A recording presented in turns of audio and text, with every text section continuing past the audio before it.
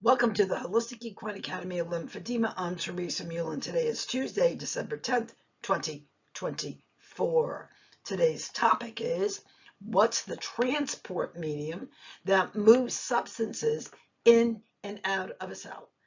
And it is connective tissue. So this is really important because our hands facilitate, help clear out the spaces so things can get in and out of the cell. That, to me, is very, very exciting. And it just highlights how significant this really is. We have the last class next week, December 17th, 2024, high noon to 3 p.m. Eastern Time.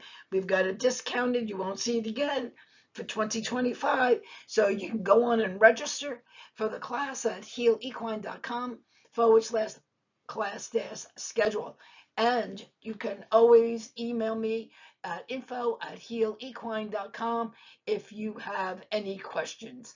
So dare to make a difference. Why? Because we still have another few days to do it in 2024. Believe in the possible.